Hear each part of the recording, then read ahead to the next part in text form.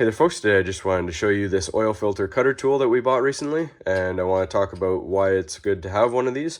So first things first, you see there's a cutting wheel right there, and this handle moves in and out when you spin it to adjust to the size of filter that you need to cut. It's got a couple of bearings to roll around, and it works much like a pipe cutter. You can move these bearings to the other holes depending on the size of filter you need. So let's go ahead and get started. We're going to cut this open and show you how it works. So we twist this open, and then we set the filter all the way in. And we're going to twist this down until it meets the filter and clamps tight. So as you can see, the wheel there is on there. We're just going to twist this around.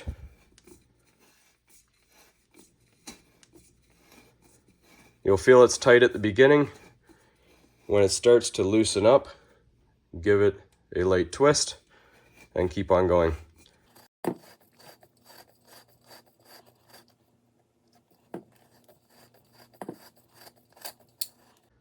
Now you'll hear it crack. That means it's almost all the way through. Just keep on twisting and going.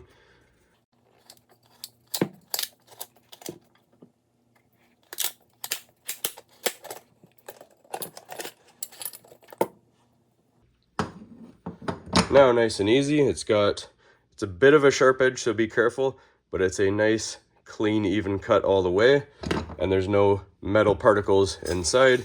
You can take out everything and inspect it.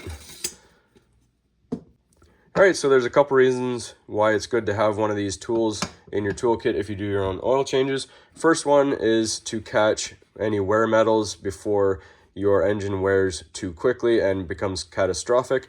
So when you cut this open, as we just showed you, you can inspect all the filter pleats for wear metals or metal shavings, and if you catch it just in time, you can make the necessary repairs before it gets too far.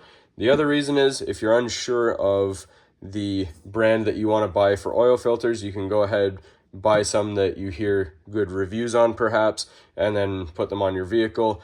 After your next oil change, take it off, cut it open, and see the quality for yourself, because even if you have a reputable brand, you may be surprised at what's inside of it. Everything's all hidden, and it's hard to tell what is inside till you cut it open. But that way, this can help you also decide due to the quality of what you find inside, and it'll help you decide what you want to buy for your vehicle. So that's all there is to it, folks. Hopefully you found this helpful. As always, please don't forget to like and subscribe.